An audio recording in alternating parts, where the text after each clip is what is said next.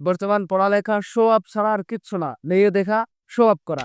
SSC 2025-এর রেজাল্টের যে ভয়াবহ অবস্থা সারা বাংলাদেশে, এখানে লেখাপড়া কিন্তু বর্তমান নাই।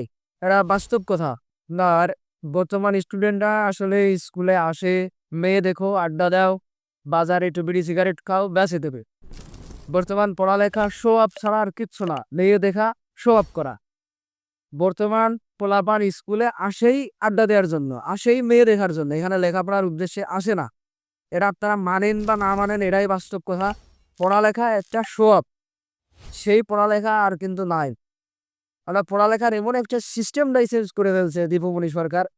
আপনার স্টুডেন্টদেরকে বাড়ি বাড়ি পাঠায় তরকারি আনতে, তোমার বাড়ির পাশেই কোন কোন সবজি গাছ আছে এইগুলো নিয়ে আসো, স্কুলে নিয়ে আসো। স্কুলে খিচুড়ি পাকায়, স্কুলে আপনার পেঁয়াজ কাটাই, এগুলো শিখায়, রান্না বান্না শিখায়।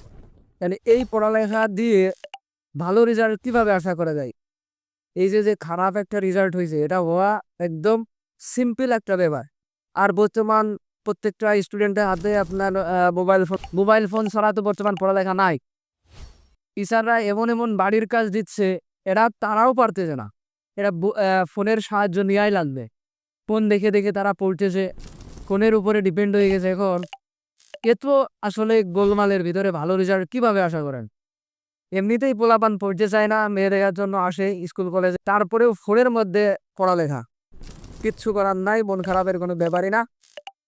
যারা যারা ফেল করেছো তারা বিয়ে শাদী করে সংসার করো, এর থেকে আর কিছু বলার নাই। কোনো দুর্ঘটনা ঘটানোর প্রয়োজন নেই। বিষ টিস খায় না, বিয়ে করে গেল আর এটা রিক্সা কিনে গেল।